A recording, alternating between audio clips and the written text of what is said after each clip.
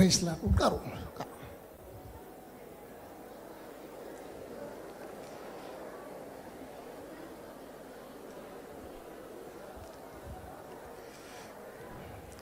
Price lord. Alleluia. அருமையானவர்களே, இந்த நாளில் உங்களோடு கூட சுருக்கமாக ஒரு கருத்தை உங்களோடு கூட நான் பகிர்ந்து கொள்ளும்படியாக விரும்புகிறேன். எனக்கு பின்பாக அருமையான பாஸ்டர் பிரேம் ஜோசப் அவர்கள் பேசும்படியாக இருக்கிறபடினாலே ஒரு குறிப்பிட்ட கருத்தை உங்களோடு கூட பேசி நான் அமரும்படியாக விரும்புகிறேன். 2 சாமுவேல் புஸ்தகம் 23ஆம் அதிகாரம் 15 17 வரைக்கும் வாசிக்கலாம். 2 சாமுவேல். யாராவது மைக்கில் வாசிக்க முடியுமா?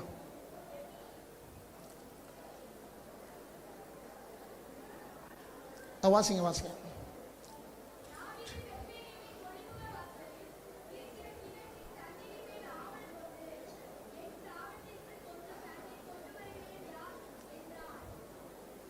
வாசிங்க 15, 16, 17. கொஞ்சம் அமைதியாக இருந்தீங்கன்னா நல்லாயிருக்கும். ஆண்டவருடைய வசனத்தை நீ கொஞ்சம் அமைதியாக கேட்கும்படி கேட்டுக்கொள்கிறேன். நான் ரொம்ப நீண்ட நேர பிரசங்கி யாரும் இல்லை, சுருக்கமாக ஒரு கருத்தை உங்களுக்கு சொல்லி முடிக்கும்படியாக விரும்புகிறேன். வாசிக்கலாம்.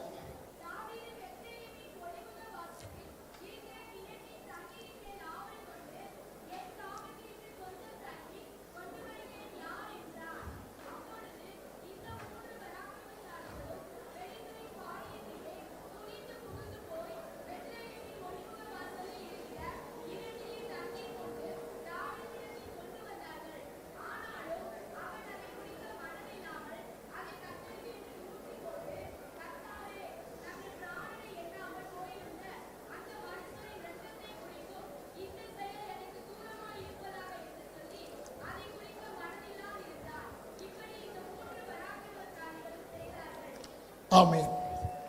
கண்களை மூடி நாம் செபிப்போம். நல்ல ஆண்டவரே, இந்த நாளிலையும் நாங்கள் தியானிக்க போகிற வசனங்களை நீர் எங்களுக்கு ஆசீர்வதித்து தார். இயேசுவின் மூலம் நல்ல பிதாவே, ஆமென். அருமையானவர்களே, இந்த நாளில் நம்முடைய இந்த வாலிபர் ஊழியத்தினுடைய தலைப்பு மதிப்புக்கு உரியவன். நாம் வேதத்தில் அநேக மதிப்புக்கு உரிய தேவனால் பயன்படுத்தப்பட்ட அநேக தேவதாசர்களை நாம் பார்க்கிறோம். அதிலே தாவீது ஒரு சிறந்த மனுஷனாக நாம் பார்க்கிறோம். இந்த இடத்துல தாவீது தன் வாழ்க்கையிலே அவன் சிறு வயதிலே பெத்லகேமிலே பிறந்தவன். ஆனால் அவனுடைய சூழ்நிலைமை நிமித்தமாக சவுலின் இராணுவத்தினால் துரத்தப்பட்டு வனாந்திரத்திலே வாழ்ந்து கொண்டிருக்கும் பொழுது அவன் பிறந்த ஊராகிய பெத்லகேமினுடைய ஒரு கிணற்றின் தண்ணீரை சிறு வயதிலிருந்தே அவன் அதிகமாக விரும்பி பருகினவன். ஆகவே அந்த கிணற்றிலிருந்து எனக்கு தண்ணீர் வேண்டும் என்று தாவீது கேட்கிறான். இதில் பிரச்சனை என்னவென்றால், அந்த கிணற்றின் அருகிலே பெலிஸ்தியர் இராணுவம் முகாமிட்டிருந்தது. அந்த இராணுவம் முகாமிட்டிருந்த சமயத்தில் அந்த இராணுவத்தினுடைய எல்லா விதமான தடைகளையும் தாண்டி அந்த கிணற்றிலே தண்ணீர் கொண்டு வருவது ஒரு பெரிய சவாலாக இருந்தது. அப்பொழுது தாவீதோடு கூட இருந்த சில வீரர்கள், நாங்கள் போய் அந்த தண்ணீரை கொண்டு வருகிறோம் என்று சொல்லி அங்கே போய் அந்த தண்ணீரை கொண்டு வருகிறார்கள். கொண்டு வரும் பொழுது வேதம் சொல்லுகிறது, அந்த தண்ணீரை கர்த்தருக்கென்று அவன் அர்ப்பணித்து ஊற்றினான் என்று நாம் பார்க்கிறோம். வழியிலே சொல்லுங்க பார்க்கலாம். அருமையானவர்களே, தாவீதை கர்த்தர் ஏன் மதிப்புக்குரியவன் என்று சொல்லி கர்த்தர் சொன்னார் என்று சொன்னால், இதிலே ஒரு முக்கியமான ஒரு சத்தியத்தை உங்களுக்கு சொல்லும்படியாக விரும்புகிறேன். தாவீது இந்த இடத்துல ஒரு சாதாரணமான தண்ணீரை ஆண்டவருக்கென்று நான் ஊற்றினேன் என்று சொல்லி ஆண்டவருக்கு அதை ஒரு விலையேறப்பெற்ற காணிக்கையாக செலுத்தினான் என்று நாம் பார்த்தாலும் இதில் 3 காரியங்களை நான் உங்களுக்கு சொல்லும்படியாக விரும்புகிறேன். முதலாவதாக, இந்த தண்ணீர் இது விலையேற பெற்ற ஒன்று. ஏனென்றால் 17ஆம் வசனத்தை வாசிப்பீர்களானால் ஏனென்றால் அந்த தண்ணீர் சாதாரணமான தண்ணீர் அல்ல, அந்த 3 மனுஷருடைய உயிர். அப்ப தாவீது கர்த்தருக்கு எதை கொடுத்தான் என்று சொன்னால், முதலாவதாக விலையேற பெற்ற ஒன்றை கொடுத்தான். இரண்டாவதாக நீங்கள் பார்ப்பீர்கள் என்று சொன்னால் 15ஆம் வசனம் இப்படியாய் சொல்லுகிறது, வாசிக்கலாம்.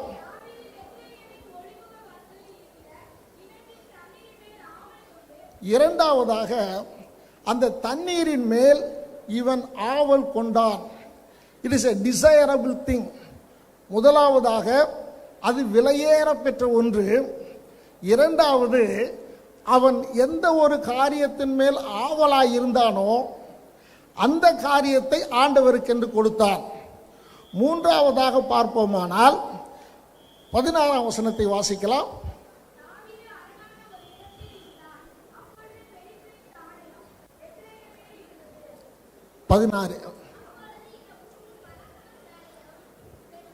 அவன் அதை குடிக்க மனதில்லாமல் கர்த்தருக்கென்று ஊற்றிவிட்டான். 3 காரியம். 1, அது விலையேற பெற்றது. 2, இவன் மிகுந்த ஆவல் கொண்டது. 3வது, அதை ஊற்றிட்டா திரும்ப கிடைக்காது. நல்லா கவனிங்க. முதலாவதாக அது விலையேற பெற்றது. ஏன்னா 3 பேர் தங்கள் ரத்தம் சிந்தி அதை கொண்டு வந்திருக்கிறார்கள். 2வது காரியம், அது அவனுக்கு ஆவல், அதை குடிக்க வேண்டும் என்ற அவன் விரும்பிய ஒன்று. 3வது, திருப்பி போட்டால் என்ன செய்யாது, கிடைக்காது.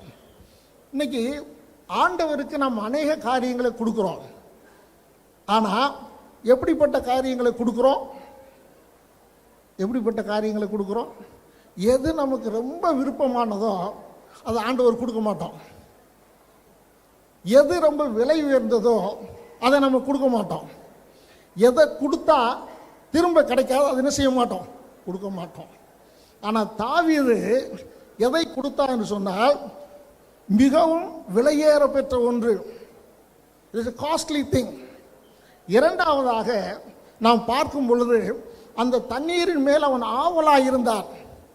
அந்த ஆவலாய் இருந்த காரியத்தை ஆண்டவருக்கு என்று கொடுத்தான். 3வது, கொடுத்தா திரும்ப என்ன செய்யாது, கிடைக்காது.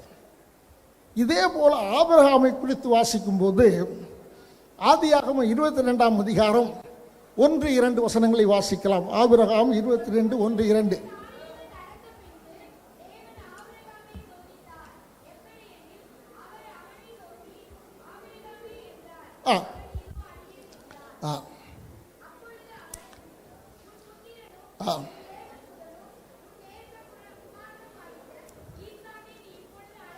அழைத்து கொண்டு மோரியா தேசத்துக்கு போய் அங்கே நான் உனக்கும் குறிக்கும் மலைகளில் ஒன்றின் மேல் அவனை,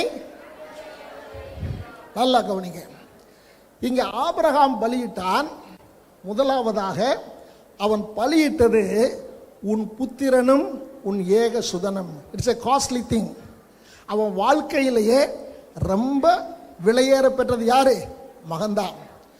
ஆபிரகாமை பார்த்து ஆண்டவர் கேட்கும்போது அவன் சொல்லியிருக்கலாம், ஆண்டவரே 1000 ஆடை நான் பலியிட்டுறேன், என் மகனை மட்டும் நீங்கள் என்ன செஞ்சிருங்க, விட்டுருங்க. கேட்டிருப்பானா? கேட்டிருக்க மாட்டானா? எத்தனை 1000 ஆடைனாலும் பலியிடுறேன், ஆனால் என் மகனை என்ன செய்தாங்க கேட்காதீங்க. ஏன்னு கேட்டால் அவன் வாழ்க்கையிலேயே காஸ்ட்லியானது யாரு? அவன் மகன். அடுத்து பார்த்தீங்கன்னா 22:2 வாசிங்க. உன் நேசகுமாரனும். இப்ப பாருங்க, அங்க மாதிரியே டிசைரபிள் திங். எது மேல அவன் ஆசை வச்சிருந்தானோ அதை கொடுன்னு கேட்கிறாரு. எத்தனை பேருக்கு புரிஞ்சு? ஒரு அலையிலே சொல்லுங்க பார்க்கலாம். முதல்ல தாவீது எதை கொடுத்தான்? ரொம்ப விலையேற பெற்றது. 3 பேர் ரத்தம் சிந்தி உயிரையும் பணையம் வைத்து கொண்டு வந்திருக்கிறாங்க. அந்த விலையேற பெற்றதை ஆண்டவர் கொடுத்தான். அதே போல ஆபிரகாம் ஆண்டவருக்காக எதை கொடுத்தான்? அவனுக்கு இருக்கிற எல்லா சொத்துக்களிலும் பெரிய சொத்து மகன். அவன் ஆண்டவர் கேட்கிறாரு, அவனுக்கு கொடுக்குறான். அடுத்து அவன் விரும்ப டிசைரபிள் திங், அவன் எதை அதிகமாய் நேசித்தானோ அதை ஆண்டவர் கொடுத்தான். 3வது பாருங்க, போனா திரும்ப வராது. எத்தனை பேர் ஆமேன்னு சொல்றீங்க? அவனை தகன பலியாக நீ மகனை கூட்டிட்டு போய் மொட்டை அடிச்சுட்டு வான்னு சொன்னா பிரச்சனை கிடையாது. பலியிட்டா மகன் கிடைப்பானா? சொல்லுங்க, கிடைப்பானா? ஆனா ஆபிரகாம் அதை செய்ய துணிந்தான். அல்லேலூயா, அல்லேலூயா. அவனுடைய வாழ்க்கையில எது விலையேற பெற்றதோ அந்த விலையேற பெற்றதை ஆண்டவர் கேட்டார். எதன் மேல் அதிக ஆவல் உள்ளவனாய் இருந்தானோ அதை ஆண்டவர் கேட்டார். எதை கொடுத்தா திரும்ப கிடைக்காதோ அதை கேட்டார், அவன் கொடுத்தான். அல்லேலூயா. புதிய ஏற்பாட்டில் வரும் பொழுது மார்க் எழுதின சுவிசேஷம் 12ஆம் அதிகாரம் 40 44 வரைக்கும் வாசிக்கலாம். ஏழையான ஒரு விதவி வந்து ஒரு துட்டுக்கு சரியான 2 காசை போட்டாள். அப்பொழுது அவர் தம்முடைய சீசரை அழைத்து, காணிக்கை பெட்டியிலே பணம் போட்ட மற்ற எல்லாரை பார்க்கிலும் இந்த விதவை அதிகமாய் போட்டாள் என்று மெய்யாகவே உங்களுக்கு சொல்கிறேன். அவர்கள் எல்லாரும் தங்கள் பரிபூரணத்திலிருந்து எடுத்து போட்டார்கள். இவளோ தன் வறுமையிலிருந்து தன் ஜீவனத்துக்கு உண்டான எல்லாவற்றையும் போட்டு விட்டாள். அல்லேலூயா. 3வது இந்த ஸ்திரியை பார்க்கும்போது இந்த 2 துட்டுங்கிறது அவளுக்கு காஸ்ட்லியான உண்டு. அல்லேலூயா. ஏன்னா அவள் எதை எடுத்து போட்டா? வறுமையிலிருந்து போட்டாள். அடுத்தபடியாக நாம் பார்க்கும் பொழுது தன் ஜீவனத்துக்கு இருந்த எல்லாவற்றையும் என்ன செஞ்சிட்டா? போட்டா. எத்தனை பேர் ஆமேன்னு சொல்றீங்க? அப்ப அவ வாழ்க்கையில் அந்த 2 துட்டை எவ்வளவு ஆசையா வச்சிருந்தாலும் தெரியாது. ஆனா ஆண்டவர் சொன்னார், இதை நீ என்ன செஞ்சிரு, போட்டுருன்னு சொல்லி. அப்போ உடனே அதை என்ன செஞ்சிட்டா? போட்டா. ஆனா 3வது காரியம், போட்டா காணிக்க போட்டா அவ்வளவுதான். அப்போ ஒண்ணு என்னது? விலையேற. சொல்லுங்க, பின்னாருக்கு சொல்லுங்க பார்க்கலாம். விலையேற பெற்றது. 2வது சொல்லுங்க, ஆசையாய் வைத்திருப்பது. 3வது என்னதுங்க? போட்டா கிடைக்காது. அல்லேலூயா. அருமையானவர்களே, இன்றைக்கு உங்களுடைய வாழ்க்கையில் இப்போ நான் கூட பார்த்துருக்கிறேன், என்னுடைய சபையில் யாராவது புதுசாக சபை ஆரம்பித்தாங்கன்னா என்னுடைய சபையில் இருக்கிற ஏதாவது ஒரு ஸ்பீக்கர் இருந்தால், ஆம்பு இருந்தால் கொடுப்பேன். ஏன்னு கேட்டால் அது என்கிட்ட இருக்க மிச்ச மீதி. ஆனால் இவங்க மிச்ச மீதியை கொடுக்கல. எதை கொடுத்தாங்க? தங்களுடைய விலையேற பெற்றதை. அல்லேலூயா. எதன் மீது அவர்கள் ஆவலாய் ஆசையாய் இருந்தார்களோ, எதை கொடுத்தா திரும்ப கிடைக்காதோ அதை ஆண்டவருக்கு என்று கொடுத்தார்கள். அல்லேலூயா, அல்லேலூயா. அப்போஸ்தலனாகிய பவுல், அருமையானவர்களே, அவன் ஒரு பெரிய செல்வந்தருடைய மகன். சபை சரித்திரம் சொல்லுகிறது, அவங்க அப்பாவுக்கு 11 எண்ணெய் கப்பல் இருந்துச்சான். எத்தனை? Tanker ship. இங்க இருக்கிறவங்க யார் வீட்லயாவது 11 சைக்கிள் இருக்கா? கை தூக்குங்க. இல்லை. ஆனால் அவங்க அப்பாவுக்கு எதிர இருந்துச்சு. ஆனால் அவன் சொல்கிறான், கமாலியேலுடைய பாதத்தில் உட்கார்ந்து, எருசலேம் யூனிவர்சிட்டியில் பெரிய படிப்பாளி, அவருடைய பாதத்தில் உட்கார்ந்து கல்வி கற்றவன். ஆனால் அவர் ஆண்டவர் அவனை அழைத்த பொழுது, எல்லாவற்றையும் நஷ்டம் என்று விட்டேன், குப்பையாக நான் என்ன செய்கிறேன், எண்ணுகிறேன். அடுத்தபடியாக பார்க்கும் பொழுது, சனகரின் சங்கத்தில் அங்கத்தினராக இருப்பது என்பது அது எல்லாராலும் விரும்பக்கூடிய முதலாவது காஸ்ட்லி திங். 2வது, சனகரின் சங்கம் என்பது எல்லாராலும் விரும்பக்கூடிய ஒரு பதவி, அந்த டிசைரபிள் திங். 3வது என்ன? அங்கே இருந்து ரட்சிக்கப்பட்டா திரும்ப எதுவுமே கிடைக்காது. இல்லையே சொல்லுங்க பார்க்கலாம். அல்லேலூயா. ஆனால் அந்த 3ஐயும் ஆண்டவருக்காக அவன் அர்ப்பணித்தான். அல்லேலூயா. இன்றைக்கு என்னை கேட்டுக்கொண்டு அருமையான வாலிப பிள்ளைகளே, இன்றைக்கு உங்கள் வாழ்க்கையில் ஆண்டவருக்காக நீங்கள் எதை விலையேற பெற்றது என்று எண்ணுகிறீர்களோ அதை ஆண்டவருக்காக ஒப்பு கொடுக்க ஆயத்தமா? எதன் மீது நீங்கள் அவ்வளவு ஆசையாக இருக்கிறீர்களோ, அது எவ்வளவு பெரிய பாவமாக இருந்தாலும் இன்றைக்கு என் ஆண்டவருக்காக நான் அதை விட ஆயத்தமாக இருக்குன்னு எத்தனை பேர் சொல்ல முடியும்? ஒரு சில காரியங்கள் நீங்கள் நினைக்கலாம், இது போனால் எனக்கு திரும்ப கிடைக்காதுன்னு. அன்றைக்கு அந்த தாவீது செய்தது போல, ஆபிரகாம் செய்தது போல, ஏழை விதவை செய்தது போல, அப்போஸ்தலனாகிய பவுல் செய்தது போல, கிறிஸ்து எனக்கு ஜீவன், அவனுக்காக எல்லாவற்றையும் நஷ்டம் என்று விட்டேன், குப்பையாக எண்ணுகிறேன் சொல்லி எல்லாவற்றையும் விட நீங்கள் ஆயத்தமாயிருப்பீர்களானால் நிச்சயமாகவே நீ மதிப்புக்குரியவனாய் மாறுவாய். நீ மதிப்புக்குரியவளாய் மாறுவாய். இன்றைக்கு அருமையான கர்த்தருடைய பிள்ளைகளே, ஒரு சமயத்தில் ஒரு கிறிஸ்மஸ் அன்றைக்கு பாஸ்டர் சொன்னார், கிறிஸ்மஸுக்கு எல்லாரும் ஆண்டவர் நல்ல காணிக்கை கொண்டு வரணும் சொல்லிட்டு. ஒரு பையன் இருந்தான், ரொம்ப ஏழை. அந்த ஏழை பையன் போய் தாயிட்ட கேட்டான், நான் நல்ல ஒரு காணிக்கை கொடுக்கணும் ஆண்டவருக்குன்னு.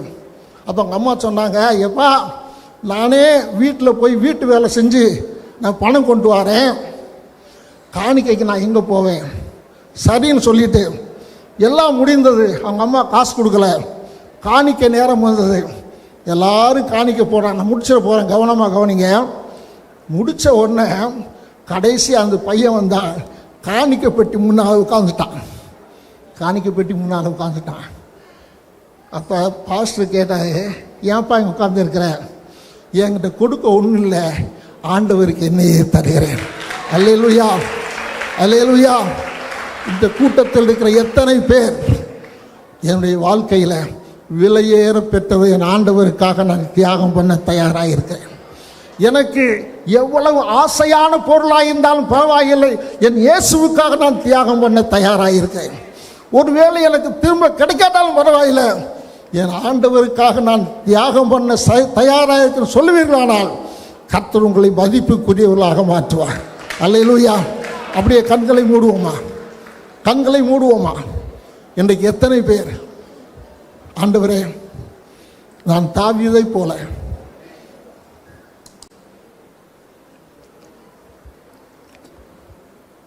ஏதோ சாதாரணமான காரியங்களை அல்ல, நீர் எனக்காக கடைசி சொட்டு ரத்தம் வரைக்கும் சிந்தினீர், இந்த உலகம் எனக்கு செய்யாத நீர் எனக்கு செய்தீர். ஆண்டவரே, எவ்வளவு இந்த உலகத்தில் விலையேறப்பட்ட காரியமாக இருந்தாலும் நான் உமக்காக அதை தியாகம் பண்ண நான் ஆயத்தமாக இருக்கிறேன். இந்த உலகத்தில் என்னை பிடித்திருக்கிற எத்தனை ஆசைக்குரிய காரியங்களாக இருந்தாலும் இன்றோடு கூட நான் அதை விட்டு உமக்காக சாட்சியாய் ஜீவிக்க நான் வருகிறேன். ஆண்டவரே, இந்த வாலிப பிராயத்தின் ஆசை காரியங்கள் எனக்கு வேண்டாம், இச்சையின் காரியங்கள் எனக்கு வேண்டாம். ஆண்டவரே, நீர் எனக்கு போதும். ஒருவேளை நீங்கள் நினைக்கலாம், நான் இயேசுநாதரை ஏற்றுக்கொண்டால் ஒரு சில காரியங்கள் எனக்கு கிடைக்காமல் போய்விடுமோ. ஒரு சமயம் டிஎல் மூடி ஒரு சபையில் பிரசங்கித்து விட்டு இறங்கி கொண்டிருக்கும் பொழுது ஒரு வாலிப பெண்ணை பார்த்து ஆவியானவர் பேச சொன்னார். அந்த வாலிப பெண்ணை பார்த்து டிஎல் மூடி கேட்டார், மகளே, ஏன் உன் வாழ்க்கையை ஆண்டவருக்கு ஒப்பு கொடுக்க கூடாது?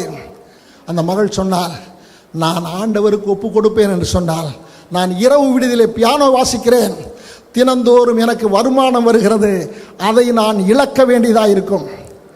ஆண்டவர் சொல்லுகிறார், என்னை சீன தேசத்துக்கு மிஷனரியாக அனுப்புவேன் என்று, எனக்கு போக விருப்பம் இல்லை.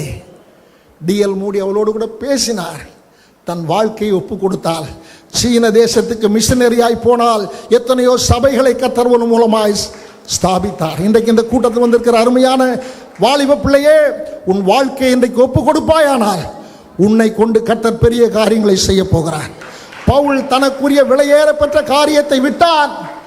எதை ஆசையாக எண்ணினானோ, எந்த ஒரு சனகரின் சங்கத்தில் ஆசையாய் பதவியாய் இருந்தானோ, அதையெல்லாம் நஷ்டம் என்று குப்பையாக விட்டான். கர்த்தர் அவனை மதிப்புக்குரியவனாக மாற்றினார். வேதம் சொல்லுகிறது, மோசே எகிப்தின் பாவ சந்தோஷங்களை காட்டிலும் தேவ ஜனங்களோடு கூட பாட அனுபவிப்பதை தெரிந்து கொண்டார். ஒரு நாள் ராத்திரியிலே மோசே அரண்மனையில் அங்குமெங்கும் நடந்து கொண்டிருக்கிறார். வெளியே இஸ்ரவேல் ஜனங்கள் மண் சுமந்து கொண்டிருக்கிறார்கள். இருதயம் சொல்லுகிறது, மோசே, நீ வெளியே போவாயானால் அரண்மனை இழந்து விடுவாய், சுகத்தை இழந்து விடுவாய். மோசே சொன்னா, இதையெல்லாம் என் ஆண்டவருக்காக நான் அர்ப்பணித்தாலும் என் ஆண்டவருக்காக நான் சாட்சியாயிருப்பேன். அவனை மதிப்புக்குரியவனாய் கர்த்தர் மாற்றினார். இன்றைக்கு இந்த வேளையில் இருக்கிற இடத்திலே கர்த்தர் உங்களோடு கூட பேசுவாரானால் மாத்திரம் வலது கரத்தை உயர்த்தி என் ஆண்டவருக்காக ஒப்பு கொடுக்கிறவர்கள் மாத்திரம் வலது கரத்தை உயர்த்தி, ஆண்டவருக்காக என்னுடைய விலையேற பெற்ற காரியங்களையும் நான் தியாகம் பண்ண தயாராயிருக்கிறேன். என் ஆண்டவருக்காக எந்த காரியம் என்னை இழுத்து கொண்டிருந்தாலும், உலகத்தின் இச்சைகள் எதை இழுத்து கொண்டிருந்தாலும், எனக்கு ஆவலாயிருக்கிற மை டிசைரிங் திங், எதன் மேல் நான் ஆசையாயிருக்கிறேனோ அந்த ஆசையானதை என் ஆண்டவருக்காக நான் தியாகம் பண்ண தயார். என் ஆண்டவருக்காக நான் எதையும் இழக்க தயார். ஒருவேளை இழந்து போனது எனக்கு திரும்ப கிடைக்காமல் இருக்கலாம். அந்த வாலிப பெண் சொன்னது போல ஒரு சில காரியங்களை நஷ்டப்பட வேண்டியது இருக்கலாம். ஆனால் இன்றைக்கு நீ ஒப்பு கொடுப்பாயானால் உன்னை மதிப்புக்குரியவனாக மாற்ற கர்த்தர் உண்மையிலவராயிருக்கிறார். அப்படியே கரங்களை உயர்த்துறீங்களா? உங்களுக்காக நான் ஜெபித்து முடிக்க போகிறேன். அப்படியே கரங்களை உயர்த்துவோம். Hallelujah, hallelujah. Thank you lord, thank you lord. எல்லாரும் வாயை திறந்த, ஆண்டவரே உமக்காக என்னுடைய விலையேற பெற்ற காரியத்தை நான் ஒப்பு கொடுக்க ஆயத்தமாக இருக்கிற ஆண்டவரே, எனக்கு எதெல்லாம் ஆசையாக இருக்குதோ அதை கூட உமக்காக விட நான் ஆயத்தமாக இருக்கிறேன் ஆண்டவரே. தகப்பனே, ஒரு சில காரியம் நான் இழக்க வேண்டியது இருந்தாலும் I am ready to lose Lord. எனக்கு அவைகளெல்லாம் வேண்டாம்பா. தாவீது சொன்னார், இது நான் ஆவலாய் கொண்டு வர சொன்ன ஒன்று, இது நான் விரும்பின ஒன்று, இது போனால் எனக்கு கிடைக்காது என்று தெரியும், ஆனாலும் என் கர்த்தருக்கென்று அவருக்காக நான் இதை ஊற்றி விடுகிறேன் என்று ஊற்றிவிட்டார். இன்றைக்கு ஒப்பு கொடுப்பாயானால் உன்னை மதிப்புக்குரியவனாக மாற்றுவார். அன்பின் ஆண்டவரே, இன்றைக்கு இந்த வாலிப வயதிலே தங்களை பரிபூர்ணமாக ஒப்பு கொடுத்திருக்க பிள்ளைகளுக்காக ஸ்தோத்திரம் ஆண்டவரே. இன்றைக்கு எடுத்திருக்கிற தீர்மானத்தில் உறுதியாக இருக்க உதவி செய்யுங்க. இயேசுவின் மூலம் நல்ல பிதாவே, ஆம்.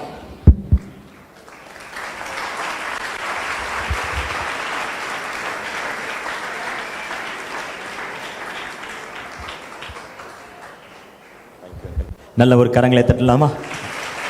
அருமையான கர்த்தருடைய வார்த்தையை நம்ம மத்தியிலே தந்த தகப்பனாருக்கு இன்னும் உற்சாகமாய் கரங்களை தட்டி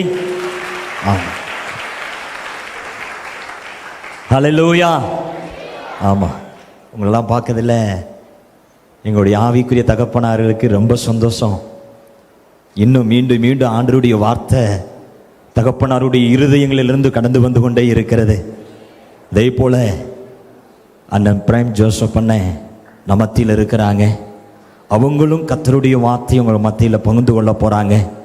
அவங்களுக்கு தலைக்கு மேலே கரங்களை தட்டி அவங்கள வெல்கம் பண்ணி நல்ல உற்சாகமாய் அருமையான நாங்களாம் அன்போடு அண்ணன் என்று அழைக்கப்படுகிற அருமையான அண்ணன் பிரேம் ஜோசப் அண்ணனை கரங்களை தட்டி உற்சாகமாய் தேங்க்யூ அண்ணன். ஹல்லேலூயா, ஹல்லேலூயா. சந்தோஷமா இருக்கிறவங்க எல்லாம் ஏஞ்சி நில்லுங்க பார்ப்போம். நல்ல கை காலை உதறிட்டு நல்ல கொஞ்சம் ரிலாக்ஸ் ஆயிட்டு, ஆண்டவரே இந்த நாள் முழுவதும் காலையிலிருந்து ராத்திரி வரைக்கும் இன்னும் சாப்பிட்றதுக்கு கொஞ்ச நேரம் தான் இருக்கு. நான் ரொம்ப நேரம் எடுத்துக்க மாட்டேன், சரிங்களா? காலையிலிருந்து ஆண்டவரே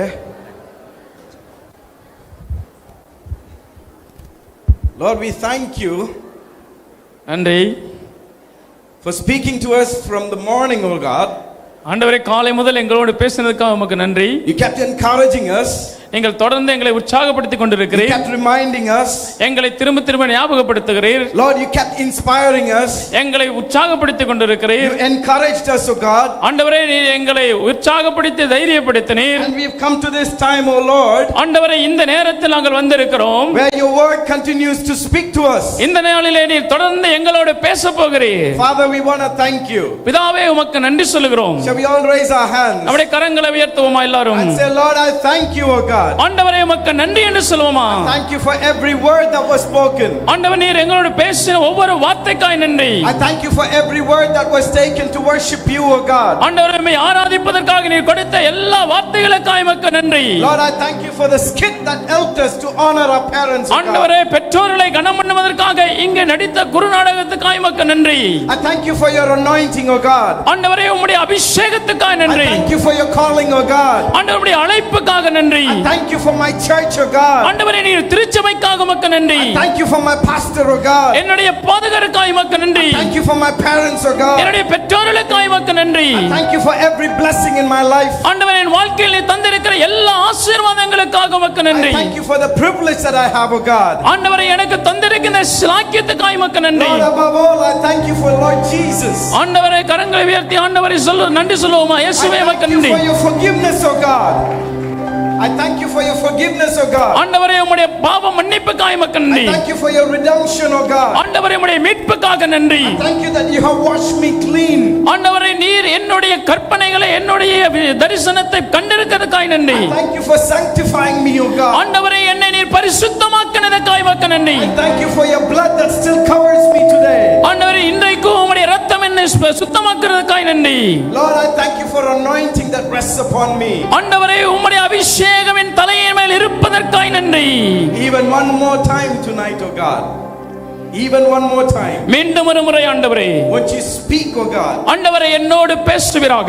Let your word do some creation in me. என்னுடைய வாழ்க்கையிலே உம்முடைய வசனம் சிலதை உருவாக்கட்டும். Let your word build me up, O God. என்னுடைய வாழ்க்கையிலே உம்முடைய வசனம் என்னை உருவாக்கட்டும், என்னை மேன்மைப்படுத்தட்டும். So that I can stand a testament ஆண்டவரே உமக்காக நான் சாட்சியாய் வாழ்வதற்கு எனக்கு உதவி செய்யும். of your goodness and your glory. ஆண்டவரே உம்முடைய நாமத்தின் மகிமைக்காக அதை செய்யும். In Jesus' name we ask and we pray. இயேசுவின் நாமத்தில் ஜெபிக்கிறோம் நல்ல பிதாவே. Amen. ஆமென். Amen. ஆமென். என்ன டல் ஆயிட்டீங்க? உட்காரலாம். Please be seated. What is the topic for this camp? What is the What is the topic for this camp? கேக்குதா உங்களுக்கு? மானிட்டர் கொஞ்சம் ப்ராப்ளம் இருக்கு நினைக்கிறேன். என்னுடைய மைக் வண்டி உங்களுக்கு கொஞ்சம் மானிட்டர்ல கிடைக்குமா இங்க? மானிட்டர் கொஞ்சம். ஓகே. இந்த கேம்போடைய தலைப்பு என்னது?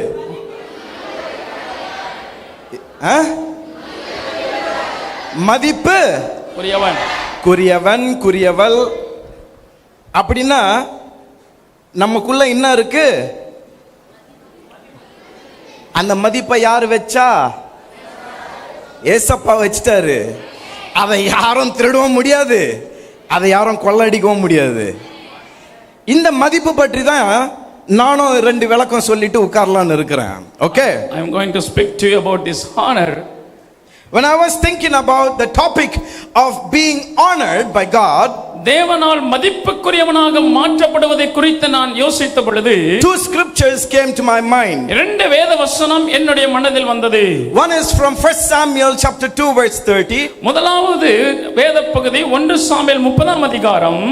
And the other one is from Isaiah chapter 43 verse 4. வேறொரு வசனம் ஏசாயா தீர்க்கதரிசன புத்தகம் 43ஆம் அதிகாரத்தினுடைய 4வது வசனம். In 1 Samuel 2:30, and 1 சாமுவேல் புத்தகம் 2ஆம் அதிகாரம் 30வது வசனம். God says, anyone who honors me, I will honor him. என்னை கனம் பண்ணுகிறவனை நான் கனம் பண்ணுவேன் என்று ஆண்டவர் சொல்லுகிறார். This is the honor that God gives as a reward.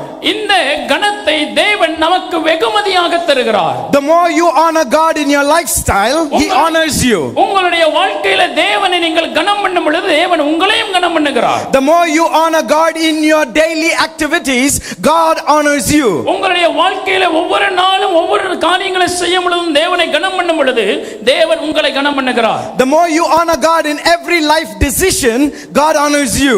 உங்கள் வாழ்க்கையில் இருக்கிற ஒவ்வொரு தீர்மானத்திலும் தேவனை கனம் பண்ண தேவன் உங்களையும் கனம் பண்ணுகிறார். And in another scripture in Isaiah chapter 43 verse 4, ஏசாயா 43 4வது வசனத்திலே God says, ஆண்டவர் சொல்லுகிறார், because you are precious in my sight, நீ பார்வைக்கு அருமையானபடியால் you are honored. நீ கனம் பெற்றாய் என்று சொல்கிறார். This is the honor that God has already placed within us.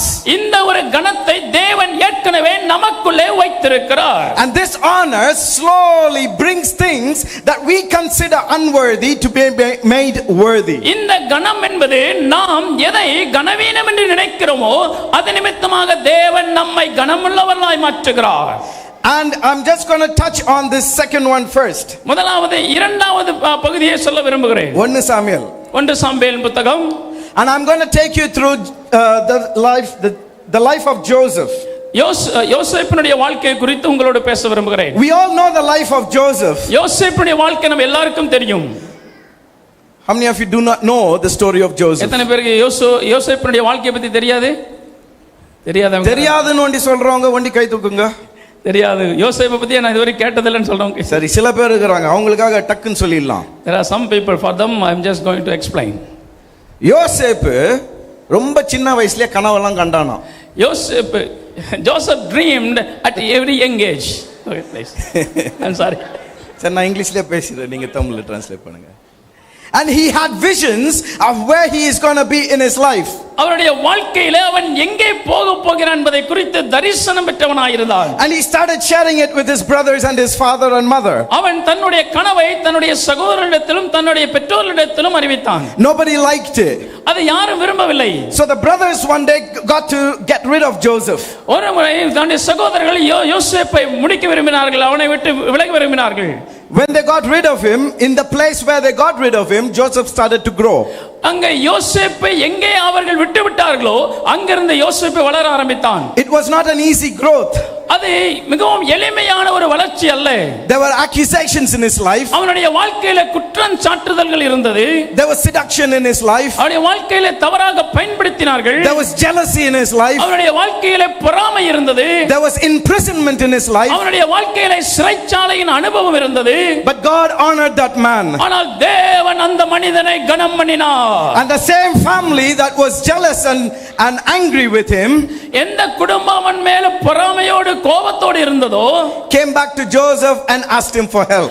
அந்த குடும்பம் யோசேப்பினிடத்தில் வந்து உதவி கேட்டது. You see, scripture starts with in chapter 37. 37ஆம் அதிகாரத்தில் வசனம் இப்படி துவங்குகிறது. When Joseph was 17 years old, யோசேப்பு 17 வயதாக இருக்கும் பொழுது, he was with his brothers. அவன் தன்னுடைய சகோதரர்களோடு இருந்தான். This morning Pastor Joshua said, இந்த காலைவேளையிலே பாஸ்டர் ஜோஷுவா அவர்கள் சொன்னார்கள், that a life turn happened at the age of 30 for him. அவருடைய வாழ்க்கையிலே 30வது வயதிலே வாழ்க்கையிலே ஒரு மாற்றம் வர ஆரம்பித்தது. But for Joseph, his life started to change when he was 17. ஆனால் யோசேப்புடைய வாழ்க்கையிலே 17 வயதாக இருக்கும் பொழுது அவருடைய வாழ்க்கையிலே மாற்றம் வர ஆரம்பித்தது. Joseph was working with his brothers. யோசேப்பு தன் சகோதரர்களோடு வேலை செய்து கொண்டிருந்தான், சகோதரர்களோடு இருந்தான். Scripture says that he took a report to his father. வேதம் சொல்லுகிறது அவன் தன் சகோதரர்களுடைய தவறுகளை குறித்து தன் தகப்பனுக்கு அறிவித்து வந்தான். Many people preach that Joseph was a man who was taking telltales about his brothers. அநேகர் என்ன பிரசங்கிக்கிறார் என்றால் யோசேப்பு தன் சகோதரர்களை குறித்த தவறான செய்திகளை தகப்பனுக்கு சொன்னான் என்று நினைக்கிறார்கள். But I don't think Joseph was carrying tales about his brothers. ஆனால் யோசேப்பு தன் சகோதரர்களுடைய கதைகளை தகப்பனிடத்திலே சொல்லவில்லை, அப்படி நான் விசுவாசிக்கவில்லை. நிறைய வாட்டி பிரசங்கம் பண்ணும்போது ஒரு ஆளை இல்லாததை ஒன்று சொல்லிடுவாங்க. ஏன் தெரியுமா? கொஞ்சம் நெகட்டிவ்ல இருந்து பாசிட்டிவா கொண்டாந்து தான் ஆண்டவருடைய மாற்றத்தை காட்டுவாங்க அவங்க பிரசங்கத்துல. ஆனா வேதாகமத்துல பாத்தீங்கன்னா யோசேப்புக்குள்ள ஒரு நெகட்டிவிட்டியும் இல்ல, வெறும் ஆண்டவருடைய பயபக்தி தான் இருந்தது அவங்களுக்குள்ள. நான் ஏன் சொல்றேன்னா, ஆனா அண்ணன் வேதாகமத்துல சொல்லியிருக்க அவருடைய அண்ணன் தம்பிங்க பற்றி அவர் கொண்டு போய் அவங்க அப்பா கிட்ட சொன்னாருன்னு. டாக்டர் வந்து நம்மளுக்கு உடம்புல ஒரு பிரச்சனைன்னு சொல்லும் போது, உனக்கு ஜுரம் இருக்கு, உனக்கு இந்த வியாதி இருக்கு, உனக்கு இது இருக்குன்னு சொல்லும் போது டாக்டர் கோல் முட்டுறாருன்னு சொல்லுவோமா? வீட்டுக்கு போய் சொல்ல மாட்டோம் இல்ல. இருக்கிறதாக சொன்னாரு அவரு. கரெக்டா? அதேதான் ஜோசப் பண்ணா. இருக்கிறத தான் சொன்னான் அவன். கோல் மூட்ல புறம் சொல்ல, ஏதோ மாட்டி விடணும்னு சொல்ல, இருக்கிறதாகவே சொன்னான் அவன். அத உடனே பிரசங்கத்துல என்ன சொல்லுவாங்க, அவன் ஒரு கோல் மூட்டிங்க கோல் மூட்டியும் கிடையாது, பால் ஊட்டியும் கிடையாது. ஆள் தெளிவா இருந்தான், பிறந்ததுல இருந்து தெளிவா இருந்தான். ஏன்னா அவனுக்கு தெரியும் இப்படிதான் வாழணும், ஏன்னா இப்படி வாழ்ந்தா நான் என் ஆண்டவர் ஆனர் பண்றேன்னு அவனுக்கு தெரியும்.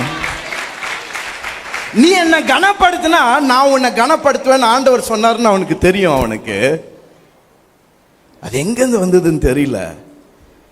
But that's God's creation. He gives us something even when He created. Do you know each and every one of you are masterpieces in God's creation? ஆண்டவர் நம்மை சிருஷ்டித்த பொழுதே நமக்குள்ள ஒரு விசேஷித்த தன்மையை வைத்திருக்கிறார். இங்கு இருக்கிற நாம் ஒவ்வொருவரும் தேவனுக்கு முன்பாக தனித்தன்மை வாய்ந்தவர்கள் என்பது உங்களுக்கு தெரியுமா? Whenever you feel low in your life, whenever you feel miserable, whenever you feel like a failure in your life, always go back to the beginning of scripture. உங்களுடைய வாழ்க்கையில் எப்பொழுதெல்லாம் தோல்வியை உணர்கிறீர்களோ, எப்பொழுதெல்லாம் நெருக்கப்படுதலை உணர்கிறீர்களோ, எப்பொழுதெல்லாம் உங்கள் வாழ்க்கையில சோகத்தை உணர்கிறீர்களோ, நீங்கள் எப்பொழுதும் தேவனுடைய வார்த்தைக்கு நேராக உங்களை கொண்டு போகும். In Genesis chapter 1 verse 28 it says, and God created man in his likeness and image. ஆதியாகமம் 1:28 வேதம் சொல்லுகிறது, தேவன் தன்னுடைய சாயலாகவும் தம்முடைய ரூபத்தின்படியே மனிதனை சிருஷ்டித்தார். Again it is preached when God created people like this. It says God gave us a nose like him, God gave us eyes like him, God gave us ears like him. God எனக்கு ஆண்டவர் அவரை மாதிரியே சிருஷ்டித்தாருன்னு பிரசங்கம் பண்ணும்போது எனக்கு எப்பவுமே யோசிப்பேன், நான் கொஞ்சம் குட்டியாகிறேன், மொட்டையாகிறேன், இப்படியா இருப்பார் ஆண்டவர்? சொல்லுங்க. சில பேரை பார்த்தா அழகா இருப்பாங்க, நல்லா ஹைட்டா இருப்பாங்க, கலகலன்னு இருப்பாங்க. எனக்கு எப்பவுமே ஒரு இது, என்ன ஆண்டவரை என்ன வண்டி இப்படி படைச்சிட்டீங்க நீங்க, கொஞ்சம் எனக்கு பிடிக்காது. சில டைம்ஸ் மூஞ்ச நான் கண்ணாடியில் பார்க்கும் போது எனக்கே பிடிக்காது. ஆனால் என்ன பண்ணுறது, செஞ்சிட்டாரு, வச்சு செஞ்சிட்டாரு.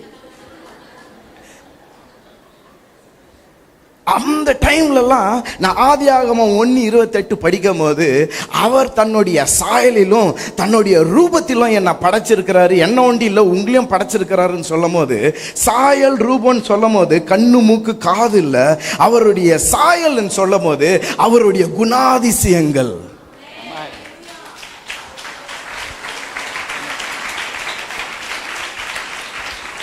ஏன்னா நீங்க பைபிள்ல படிக்கும் போது ஆதியாகமம் 6:9 படிக்கும் போது நோவாவை இன்ட்ரோடியூஸ் பண்ணும்போது சொல்றது வசனம், நோவா ரைச்சஸா இருந்தானா, அவன் பிளேம்லெஸ்ஸா இருந்தானா, நோவா ஆண்டவரோடைய தினமும் நடந்துகிட்டு இருந்தானா. தமிழ்ல எப்படி இருக்குன்னு தெரியாது எனக்கு. தேவனோட சஞ்சரித்துக் கொண்டிருந்தான், சஞ்சாயித்துக் கொண்டிருந்தான். அந்த குணாதிசயங்கள் எல்லாம் பாருங்க. நீதிமானா இருந்தான், அப்புறம் உத்தமனா இருந்தான். எங்கிருந்து வந்ததுங்க இதெல்லாம்? உள்ள இருக்கு, ஆண்டவர் வச்சிருக்கிறாரு ஒருத்தருக்கு. அது அதே போலதான் இந்த மதிப்பு கூட உள்ள இருக்கு, உங்க ஒருத்தருக்குள்ள இருக்குது.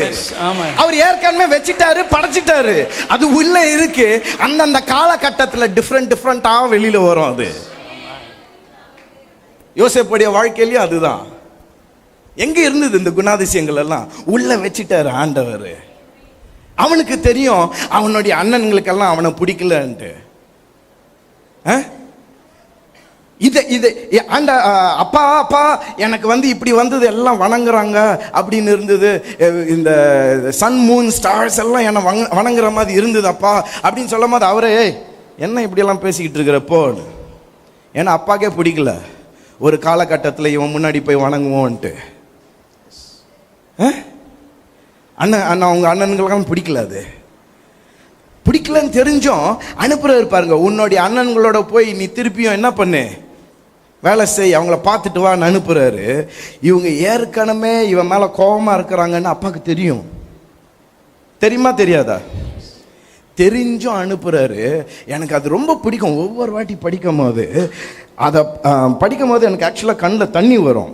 37 எடுத்துக்கோங்க ஆதியாகமம்.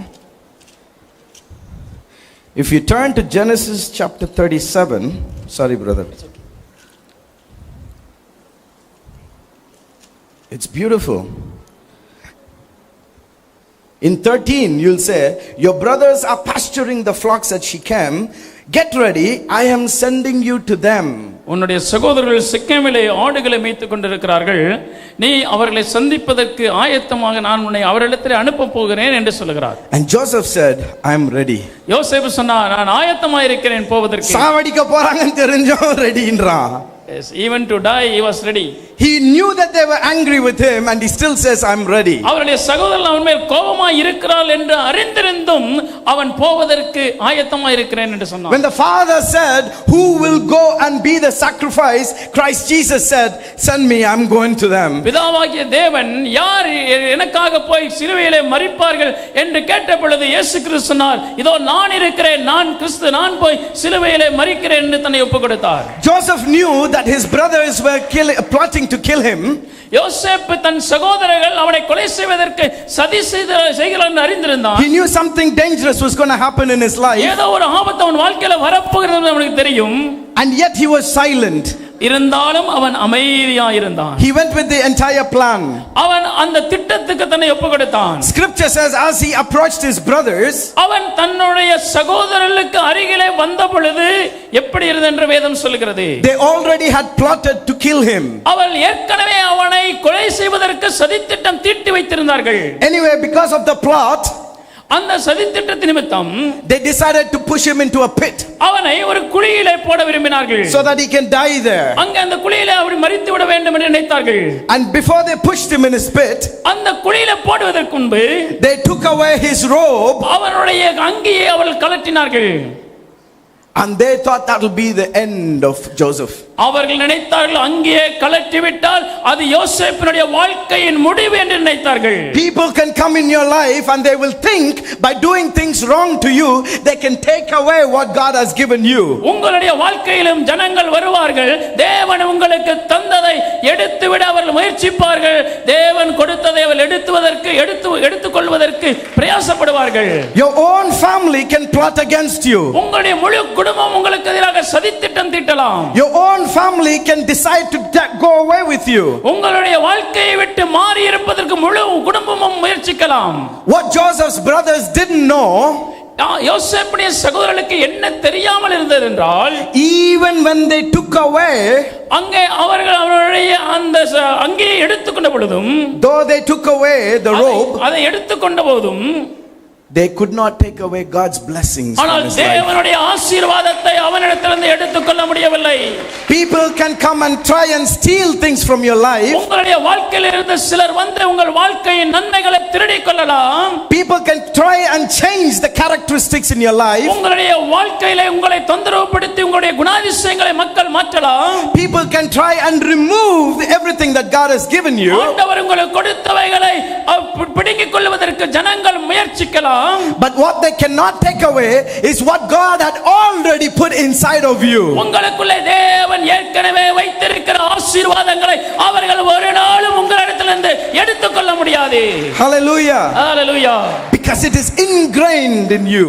ஏனென்றால் அவை உங்களுக்கு உள்ளே சிருஷ்டிக்கப்பட்டிருக்கிறது, உங்களுக்குள்ளே செதுக்கப்பட்டிருக்கிறது. The character of God. தேவனுடைய குணாதிசயங்கள். The likeness of God. தேவனுடைய சுபாவம். When it says likeness, தேவனுடைய சுபாவம் என்று சொல்லும் பொழுது ரூபம், ரூபம், தேவனுடைய ரூபம். இமேஜ் வந்து likeness. அவருடைய ரூபம். இமேஜ் வந்து character. likeness வந்து ரூபம். ரூபம். சுபாவம், குணாதிசயமும் அவருடைய தற்சுரூபம், அவர் இருக்கிற விதமும். நான் சில டைம்ஸ் சில ஊருங்களுக்கு போகும்போது என்ன பார்த்து, பா இவன் பண்றது அப்படியே அவங்க அப்பா மாதிரி இருக்குப்பா அப்படின்வாங்க. எப்படி இருக்கா? ஏன் நான் பண்ற சில ஆக்ஷனு, நான் சில பேர்கிட்ட பேசுற விதம், பழகிற விதம், சில இடத்துல தூரத்துல இருந்து நடந்து வரும்போதே அவங்க சொல்லுவாங்க, பா அப்படியே ஃபின்னி வராருன்னு யோசித்துட்டேன்ப்பா அப்படின்வாங்க. என்னது, தூரத்துல இருந்து பார்க்கும் போதே அவருடைய ரூபத்தை காண்கிறாங்க. உங்களை தூரத்துல இருந்து பார்க்கும் போதே அவருடைய சாயலை தான் பார்க்கறாங்க. Hallelujah. Hallelujah.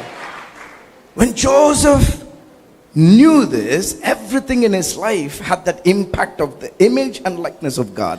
யோசேப்பு தன்னுடைய வாழ்க்கையிலே தேவனுடைய சாயலும் தேவனுடைய ரூபத்தின்படியையும் இருக்கிறது என்பதை அவன் உணர்ந்த பொழுது, He could not shake away what God had already placed in him. ஆண்டவர் அவனுக்குள்ளே வைத்திருந்தவைகளை அவன் உதறிவிட்டு போக முடியவில்லை. The second place where I want to point out to you tonight is, இரண்டாவது நான் உங்களுக்கு சொல்ல விரும்புவது என்னவென்றால், the second time that Joseph was tested, இரண்டாவது முறை யோசேப்பு சோதிக்கப்பட்ட பொழுது was in Potiphar's house. போத்திபாருடைய வீட்டிலே அவன் சோதிக்கப்பட்டான். When Potiphar's wife tried to seduce him, போத்திபாருடைய மனைவி அவனை தவறாக நடத்துவதற்கு முயற்சி செய்த பொழுது, scripture says Joseph had to flee. வேதம் சொல்லுகிறது யோசேப்பு அங்கிருந்து ஓடி போனான். நிறைய வாட்டி இதை பற்றி பேசும்போது அது ஏதோ ஒரு நாள் நடந்த மாதிரி கூத்து மாதிரி சொல்லுவாங்க எல்லாம் பிரசங்கம் பண்ணும்போது.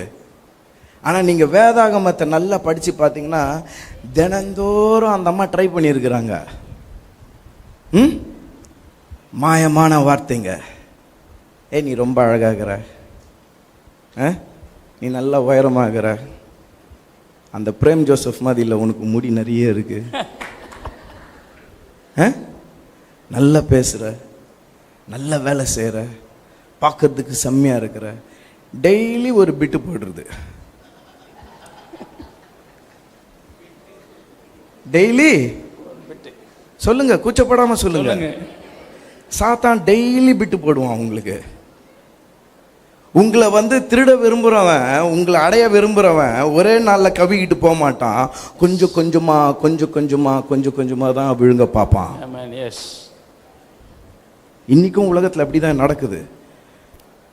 நான் நிறைய பேர்கிட்ட பேசிக்கிட்டு இருக்கிறேன். அவங்க சொல்லும் போது, அண்ணன் எனக்கு தெரியாது அண்ணன், ஆரம்பத்தில் இப்படி நடக்கும்னு தெரியாது அண்ணன், இப்படி நடந்துச்சு அண்ணன், இப்போ இப்படி யோசிக்க வேண்டியதாக இருக்கு அண்ணன். எப்படின்னு பார்த்தீங்கன்னா கொஞ்சம் கொஞ்சமாக கொஞ்சம் கொஞ்சமாக கொஞ்சம் கொஞ்சமாக தான் விழுங்குவாங்க. மாட்டிக்காதீங்க, மாட்டிக்காதீங்க. Don't be caught up. அந்த அம்மா ஒன்று தப்பா எடை போட்டாங்க யோசேப்பை. யோசேப்புடைய வஸ்திரத்தை கழட்டிட்டா ஆள் மயங்கிடுவான்னு யோசித்தாங்க. ஆனால் அவனை வஸ்திரத்தை கழட்டிட்டாலும் அவனுடைய கேரக்டர் அவங்களால கழட்ட முடியல பாருங்க. அதுதான். ஏன்னா எல்லா விதத்துலையும் நான் ஆண்டவரை மதிக்கிறேன், நான் ஆண்டவர் கொடுக்குற கணத்தை நான் கொடுக்க விரும்புகிறேன், அவரு எனக்கு கொடுக்க வேண்டிய கணத்தை அவரு பார்த்துப்பாருன்னு யோசித்தான் பாருங்க. அதுதான் படிப்படியா யோசேப்பு ஏறினது. நிறைய வாட்டி வாழ்க்கையில் யார் யாரோ உங்களுக்குள்ள இருக்கிறது உங்களுக்குரியதை கரெக்டாக பார்த்துருப்பாங்க. ஆனால் கவலைப்படாதீங்க, அவங்க எதை எடுத்தாலும் அவர் வச்சதை அவங்களால எடுக்கவே முடியாது. ஹல்லேலூயா. எனக்கு ரொம்ப பிடிச்சது அதுல யோசேப்பு என்ன சொல்றான் பாருங்க, போத்திஃபரோட மனைவி கிட்ட, இப்பேற்பட்ட காரியத்தை செய்வது தேவனுக்கு விரோதமாக உப்பு போட்டு சாப்பிட்ட என்னுடைய போத்திஃபர் மாமா அப்படின்னு சொல்ல. அவரு மாமா கிடையாது, எஜமான். சாரி, மாமா வாங்கிட்டோம் போத்திஃபரை. அப்படிதானே சொல்லியிருப்பாங்க. யாருன்னா வேற யாருன்னா இருந்தா, ஐயோ என்னுடைய எஜமானுக்கு நான் தப்பு பண்ண கூடாது, அவருடைய உப்பு தின்னு தானே வாழ்ந்தேன் நானு. அந்த டிராமாவே இல்லை. அந்த அம்மா நீ வா என் படுக்கைக்குன்னு சொல்லும் போது, இப்பேற்பட்ட காரியத்தை அவருடைய கண் முன்னாடி நான் செய்ய மாட்டேன். அந்த அம்மா என்ன யோசித்தாங்கன்னா, ஆடையை கழட்டிட்டா இவன் மாட்டுவான்னு யோசித்தாங்க. நீ ஆடையை வேணாலும் நீயே வச்சுக்கோ, எனக்கு நான் ஒரு புது ஆடையை கொடுப்பாருன்னு ஓடியே போயிட்டான் அவன்.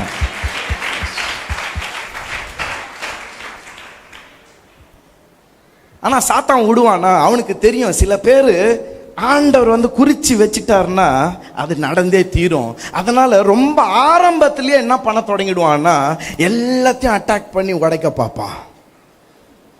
நம்ம வாழ்க்கையிலையும் அதுதான். நம்ம ரொம்ப அவசரப்பட்டு சில டைம்ஸ் நம்ம தப்பு பண்ணிடுறோம். புரியுதுங்களா உங்களுக்கு? அவசரம் ஜாஸ்தி நம்மளுக்கு. நேற்று சொல்லிட்டாருங்க, நேற்று ஜபத்தில் கூட எனக்கு தீர்க்க தரிசனமா வந்துச்சு, அதனால இன்னைக்கே நடக்கணும். இது என்ன மேகி நூடுல்ஸா? இது 2 நிமிஷத்தில் வெளியில் வருதுக்கு இல்லைங்க. அதாவது ஆண்டவர் உங்களுக்கு அந்தந்த காலத்தில் குறித்து வச்சிருக்கிறாரு. அந்த காலத்தை வரைக்கும் நீங்கள் பேஷண்ட்டாக இருந்தீங்கன்னா ஆண்டவர் உங்களை மெல்ல மெல்லமாக கனப்படுத்திக்கிட்டே வருவார். ஆனால் உங்களை கனப்படுத்துறது உறுதி. நானும் இந்த நேற்றுலேருந்து நான் கேட்டுக்கிட்டே இருக்கிறேன், நான் பார்த்துக்கிட்டே இருக்கிறேன். ரொம்ப ஒரு ஆசீர்வாதமான ஒரு வார்த்தையை சொன்ன உடனே இந்த செக்ஷன் கிட்ட தான் நிறைய ஆன்சர் வருது. இந்த செக்ஷன் கொஞ்சம் அப்படியே மந்தமாக இருக்கிறீங்க நீங்க, என்னாச்சு? ஆனா டிராமா, பாட்டு, ஆட்டம், இன்னும் இங்க இருக்கிற இந்த ரியாக்ஷனே மாறிடுது பாருங்க. வசனம், ஆராதனை அப்படின்னா இங்கதான் ரியாக்ஷன் ஜாஸ்தியா இருக்கு. அது ஏன்? மேனுஃபேக்சரிங் ஃபால்ட்டா? இல்ல டெக்னிக்கல் ஃபால்ட்டா? டெக்னிக்கல் ஃபால்ட் எதுனா இருக்கா? சுவிட்சு கிச்சு மாறி போயிடுச்சா? இல்ல போர் அடிக்குதா? போர் அடிக்குதுன்னு சொல்றவங்க ஒண்டி கை தூக்குங்களா. இந்த செக்ஷன் சொல்றேன். இல்ல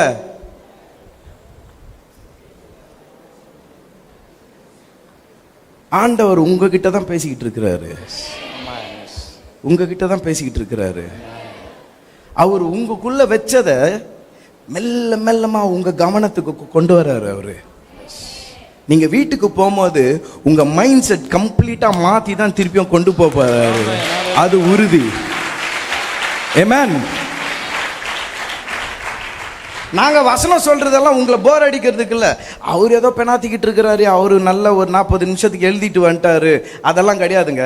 உட்கார்ந்து ஜெபம் பண்ணி, ஆண்டவரே இவங்களுக்காக ஒரு வார்த்தை, அது ஒரே வார்த்தையா இருந்தா கூட ஆண்டவரே நல்ல வார்த்தையா இருக்கணும், அது போய் சேரணும் ஆண்டவரே, அவங்கள மாத்தணும் ஆண்டவரே, அவங்கள உற்சாகப்படுத்தணும் ஆண்டவரே, அவங்களுடைய ஜீவியத்தை மாத்தி போடணும் ஆண்டவரேன்னு தான் நாங்க ஜெபத்தோட வந்து நிக்கிறோம். நாங்க இது விளையாட்டு கிடையாது. பாவம் இந்த மாதிரி ஒரு நல்ல பாஸ்டரும் கூட வந்து ஹெல்ப் பண்ணலான்னு வந்துட்டு ரொம்ப நேரம் அப்படியே நின்றுகிட்டு இருக்கிறாங்க பாருங்க. Thank you. But you see, even though the enemy knew how to tackle Joseph, உங்களுடைய வாழ்க்கையை எப்படி உடைக்க முடியும் என்பது அவனுக்கு தெரிந்திருந்தாலும், எதிரிக்கு தெரிந்திருந்தாலும், even though the enemy had plans for Joseph's life, யோசேப்புடைய வாழ்க்கைக்கு எதிராக எதிரிக்கு திட்டங்கள் இருந்தாலும், Joseph wanted to honor God in all parts of his life. யோசேப்பு தன் வாழ்க்கை முழுவதும் தேவனை கனம் பண்ண விரும்பினார். And God's word was, if you honor me, I will honor you. தேவனுடைய வார்த்தை, என்னை கனம் பண்ணுகிறவனை நானும் கனம் பண்ணுவேன் என்பதே. So all those years in the prison was not a waste. அவனுடைய வாழ்க்கை சிறைச்சாலையிலே செலவழித்த நாட்கள் எல்லாம் வீணான நாட்கள் அல்ல. Because the spirit of the living God was tuning his life to tune it into the works of God. ஜீவனுள்ள தேவனுடைய ஆவியானவர் அவன் சிறைச்சாலையில் இருந்த நாட்கள் எல்லாம் அவன் தேவனுக்கு ஏற்றவனாக உருவாகும்படி அவனை உருவாக்கி கொண்டே இருந்தார். Whenever you think that God is silent, remember God is tuning you. நீங்கள் எப்பொழுதெல்லாம் தேவன் அமைதியாய் இருக்கிறார் என்று நீங்கள் நினைக்கிறீர்களோ அப்பொழுது ஞாபகத்தில் வையுங்கள், தேவன் உங்களை அமைதியாக உருவாக்கி கொண்டே இருக்கிறார். When God tunes you, he anoints you. தேவன் உங்களை உருவாக்க ஆரம்பிக்கும் பொழுது உங்களை அபிஷேகிக்கிறார். This afternoon Pastor Joshua Esther said that. இன்னைக்கு பகல்வேளையிலே அருமையான பாஸ்டர் ஜாஷுவா எஸ்டர் அவர்கள் சொன்னார்கள், He said gifts will flow through you, gifts that you never knew. உங்களுடைய வாழ்க்கையிலே நீங்கள் அறியாமலேயே ஆவிக்குரிய வரங்கள் உங்களுக்குள்ளே கிரியை செய்யும் என்று சொன்னார். Joseph was just starting to have visions and dreams. யோசேப்பு தன்னுடைய வாழ்க்கையில தரிசனங்களையும் கனவுகளையும் பார்க்க ஆரம்பித்தான். The next part of his life, Joseph started to interpret dreams. அடுத்த இரண்டாவது படி அவனுடைய வாழ்க்கையில யோசேப்பு சொப்பனங்களுக்கு அர்த்தம் சொல்லுகிறவனாய் மாறினான். By the time that he stood before Pharaoh, Joseph knew how to administer these revelations. அந்த யோசேப்பு பார்வோனுக்கு முன்பாய் நிற்கும் பொழுது எப்படி இந்த வெளிப்பாடுகளை விளக்க வேண்டும் என்பதை அவன் நன்றாக அறிந்திருந்தான். In Genesis chapter 41-42, Pharaoh says, all these revelations that you gave me can only come from a higher place. 41-42 அதிகாரத்திலே ஆதியாகமத்திலே பார்வோன் சொல்லுகிறான், இந்த வெளிப்பாடுகள் தேவனுடைய ஆவியை பெற்ற மனிதனை அல்லாமல் ஒருவனும் சொல்ல முடியாது என்று அவன் சொன்னான். That same spirit of God is in you. அதே தேவனுடைய ஆவியானவர் உனக்குள்ளும் தங்கி இருக்கிறார். செய்கிறார். That same Spirit of God is working in you. அந்த தேவனுடைய ஆவியானவர் உனக்குள்ளும் கிரியை செய்கிறார். That same Spirit of God is bringing out different gifts from you. அந்த தேவனுடைய ஆவியானவர் உனக்குள்ளே ஆவியின் பல்வேறு வரங்களை வைத்திருக்கிறார். His brothers may have stolen his robe. அவனுடைய சகோதரர்கள் அவனுடைய அங்கியை பறித்துக் கொண்டிருக்கலாம். Potiphar's wife might have grabbed his robe. அவன் போத்திபாருடைய மனைவி அவனுடைய அங்கியை பறித்துக் கொண்டிருக்கலாம். But because he honored God, தேவனை அவன் கனம் பண்ணினபடியினால், God honored him தேவன் அவனை கனம் பண்ணினார். by putting on a new robe. அவனுக்கு புதிய ஒரு அங்கியை கொடுத்து தேவன் அவனை கனம் பண்ணினார். By putting a new ring on him. அவனுடைய கரங்களில் புதிய மோதிரத்தை கொடுத்து அவனை கனம் பண்ணினார். By making him a ruler over everything. எல்லாவற்றுக்கும் அதிபதியாய் மாற்றி அவனை கனம் பண்ணினார். அண்ணா இதெல்லாம் நல்லதா இருக்கு. அது ஏதோ யோசேப்புக்கு நடந்ததான் பைபிள்ல போட்டிருக்கு, நல்லதா இருக்கு. என் வாழ்க்கை உங்களுக்கு தான் தெரியுமாண்ணே. இங்க கை தட்டிட்டு அங்க போய் சப்பாத்தி தட்டுறதுக்குள்ளே எல்லாத்தையும் மறந்துடுவேன் நானு. என்ன நடக்காத அண்ணன், நீ நடக்காதுன்னு எண்ணினா அதையும் ஆண்டவர் உனக்கு கனப்படுத்தியே தீருவாரு. வசனம் வரும்போது ஆமென் இது எனக்கு தான் சொந்தம் நீ வாங்கிக்கிட்டீனா அது உண்டு. அவர் வசனத்து பிரகாரமா நடந்ததுக்கு ரட்டாம ஜீவிச்சவனுக்கு எப்பவுமே சக்சஸ் தான். வெக்கப்பட்டவன் யாரும் இல்ல. ஆனா அதுக்குன்ட்டு ஒரு பேஷன்ஸ் தேவை, அதுக்குன்ட்டு ஒரு பெர்சிவியரன்ஸ் தேவை. எடுத்தோன்னு நடந்துடாது. தேவனுடைய வார்த்தையை செயல்படுத்துவதற்கு பொறுமையும் அதற்குரிய அர்ப்பணிப்பும் தேவை. இதுதான் யோசேப்புடைய வாழ்க்கை. ஆண்டவரை அவனுடைய வாழ்க்கையில் அவன் கனப்படுத்தினதுனால ஆண்டவர் அவனை கனப்படுத்தினார். ஹல்லேலூயா. இன்னைக்கும் ஆண்டவர் இயேசு கிறிஸ்து நம்மளை எங்கெங்கோ இருந்து நம்மளை எடுத்து மீட்டு அவர்கிட்ட வச்சுக்கிட்டு அவருக்குள்ள இருக்கிறதெல்லாம் உங்ககிட்ட கொடுத்துட்டாரு பாருங்க.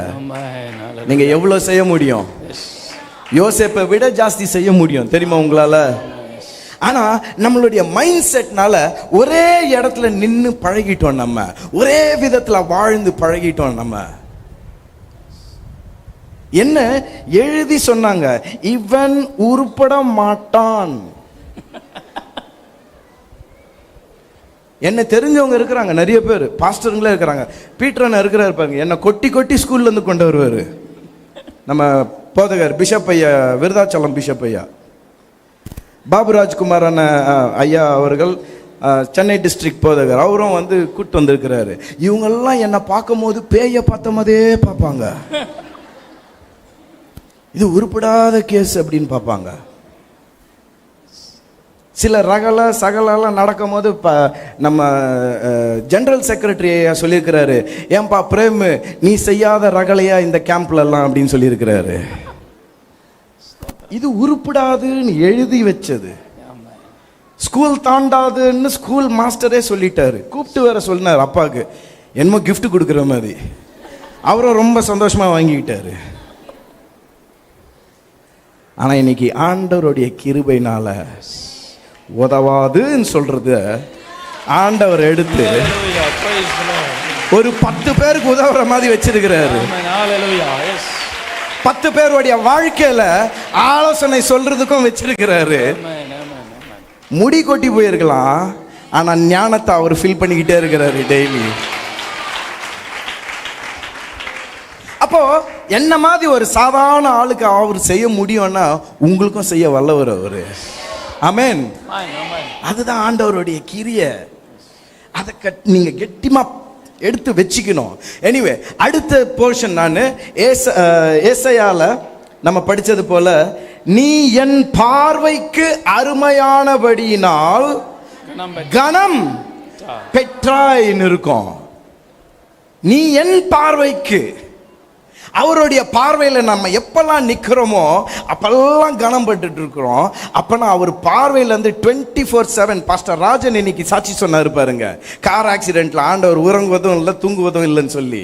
அவர் எப்பவுமே தூங்க மாட்டாருங்க. அவருடைய ஒரே வேலை உங்களை பற்றி யோசிச்சுக்கிட்டே இருக்கிறது தான். அவருடைய ஒரே செயல் தூங்காம உங்களை காத்துக்கொள்வது தான்.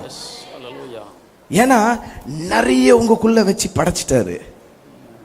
நீங்க ஆண்டவரே இதுக்கெல்லாம் எனக்கு தகுதி இல்லை, எனக்கு டிசப்பாயிண்டட் லைஃப் தான் ஆண்டவரே, என்னுடைய வெக்கத்திலிருந்து வெளியில வர முடியல ஆண்டவரே, இது என்ன ஆண்டவரே, ஒரு தோல்வியான ஒரு வாழ்க்கை, ஒரு நொண்டியான வாழ்க்கை, ஒரு குருடனின் வாழ்க்கை அப்படின்னு சொல்லிக்கிட்டு நீங்க இருக்கலாம். உங்களுக்கு இன்னொரு கதை சொல்றேன் பாருங்க.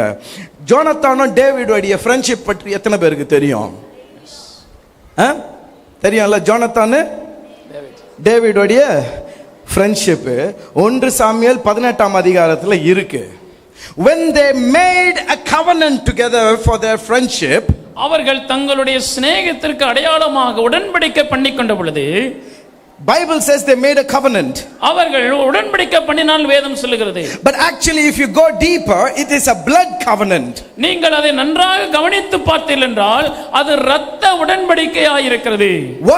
What blood covenant is? அந்த இரத்த உடன்படிக்கை என்பது என்னன்னா, they both take the knives, அவர்கள் இருவரும் ஒரு கத்தியை எடுத்து and they cut the middle of their palm. அவர்களுடைய அந்த கையினுடைய நடுவிலே அவர்கள் ஒரு காயத்தை ஏற்படுத்தினார்கள். And the two shake their hands like that. காயப்பட்ட பின்பு ரெண்டு பேருடைய கரங்களையும் குலுக்கினார்கள், கை குலுக்கினார்கள். So that a blood covenant is made. அது நிமித்தமாக அங்கே ஒரு இரத்த உடன்படிக்கை ஏற்படுத்தப்பட்டது. The blood covenant means your blood and mine now is one. இரத்த உடன்படிக்கை என்பது உன்னுடைய இரத்தமும் என்னுடைய இரத்தமும் ஒரே இரத்தமாய் மாறி இருக்கிறது. All my life I can protect you. என் வாழ்க்கை முழுவதும் நான் உன்னை பாதுகாப்பேன். Anything that I'm blessed I can share with you. என்னிடத்தில் என்னெல்லாம் ஆசீர்வாதங்கள் வருகிறதோ அது உன்னிடம் பகிர்ந்து கொள்வேன். can never forget you. நான் உன்னை ஒரு நாளும் மறக்க மாட்டேன். As long as I live, நான் உயிரோடு இருக்கும் வரைக்கும் I am yours forever. நான் உனக்கு சொந்தம் எப்பொழுதுமே. That's a blood covenant. அதுதான் இரத்த உடன்படிக்கை. Lord Jesus made a blood covenant for each and every one of you. கிறிஸ்து உங்களோடும் என்னோடும் ஒவ்வொருவரிடத்திலும் இரத்த உடன்படிக்கை செய்திருக்கிறார். Hallelujah. Hallelujah. But after some time David had won many wars. அதுக்கு முன்பாக தாவீது நிறைய யுத்தங்களை ஜெயித்தான். Jonathan's father was also David's enemy. யோனாதானுடைய தகப்பனும் தாவீதுக்கு எதிரியாக இருந்தான். The scripture says once all the kings were destroyed, all the enemies. அங்கே தாவீதுக்கு முன்பாக எல்லா விதமான ராஜாக்களும் தோல்வி அடைந்த பொழுது, தோற்கடிக்கப்பட்ட போது, I believe one day David must have sat at the dining table. ஒரு முறை நான் இப்படி விசுவாசிக்கிறேன், தாவீது தன்னுடைய மேசையிலே, உணவு மேசையிலே உட்கார்ந்திருந்தான். And he must have seen his scar on his hand. அவன் தன்னுடைய கையில ஏற்பட்டிருக்கிற அந்த காயத்தின் தழும்பை பார்த்திருக்கலாம். And he must have thought of all the events that took place. அவன் இந்த காயத்தின் தழும்பை பார்த்த பொழுது அவனுக்கு பழைய ஞாபகங்கள் எல்லாம் வந்திருக்கும். He must have remembered his friend Jonathan.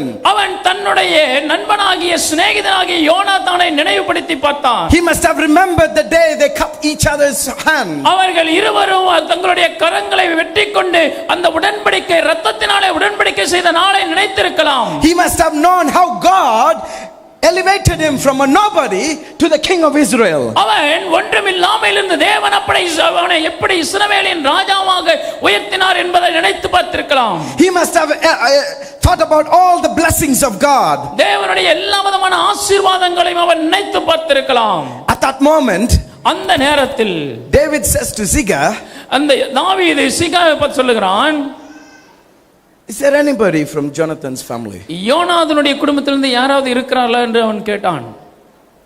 Is there anybody from Jonathan's family? யோனாதானுடைய குடும்பத்திலிருந்து யாராவது நாம் உதவி செய்ய வேண்டிய யாராவது இருக்கிறார்களா என்று கேட்டான். My friend Jonathan. என்னுடைய நண்பன் யோனாதானுடைய குடும்பத்திலிருந்து, my blood covenant brother, என்னுடைய இரத்தத்தினாலே உடன்படிக்கை செய்த நண்பன் சகோதரன், the one who is with me, என்னோடு கூட இருந்தவன். is there anybody from his family? அவனுடைய குடும்பத்திலிருந்து யாராவது மீதி இருக்கிறார்களா? And then Ziga says, சிகா சொன்னான், he has one son, அவனுக்கு ஒரு குமாரன் இருந்தான், மகன் இருந்தான், whose name is Mephibosheth. அவனுடைய பெயர் மேவிபோசேத். He is crippled in both legs. அவன் முடவனாய் இருக்கிறான். Because when he was born, அவன் பிறந்த பொழுது the nurse dropped him. அவனுடைய தாதி அவனை சுமந்து கொண்டு ஓடின பொழுது கீழே போட்டு விட்டாள். And from that day onwards, அது நிமித்தமாக அந்த நாள் முதல் Mephibosheth could not walk. மேவிபோசேத் நடக்க முடியாத முடவனாகி விட்டான். In those days, அந்த நாட்களிலே you cannot be a royal, if you are crippled, you cannot be part of the royal family. நீங்கள் முடவனாய் இருந்தால் ராஜாவுடைய குடும்பத்தில் அங்கத்தினராய் இருக்க முடியாது. If you had a disability, they used to hide you away. உங்கள் வாழ்க்கையில முடவனாய் இருந்தால் நீங்கள் உங்களுடைய வழியை பார்த்துக் கொள்ள வேண்டும். But now that his entire royal family has disappeared, அவனுடைய ராஜரீக குடும்பம் முழுவதுமே மாறி போயிட்டு யாரும் இல்லை. it says that Mephibosheth was in a land called Lodibar. மெபிபோசேத் லோதிபார் என்ற இடத்தில் இருந்தான்.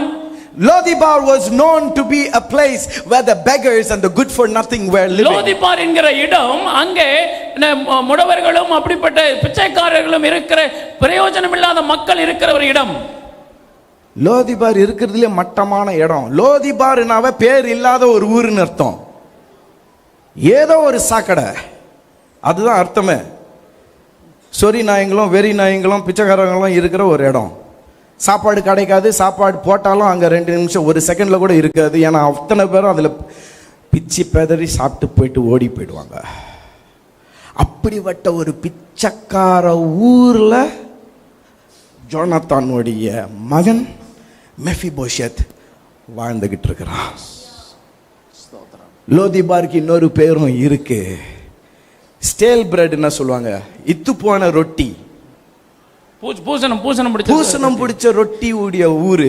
ஏன்னா அவங்களுக்கு வேற சாப்பாடும் கிடைக்காது. பூசணம் பிடிச்ச ரொட்டி சாப்பிட்ற ஒரு ஊர்ல ஜோனத்தானுடைய மகன் மெஃபிபோஷெத் இருக்கிறான் அப்படின்னு தாவீதுக்கு நியூஸ் வருது.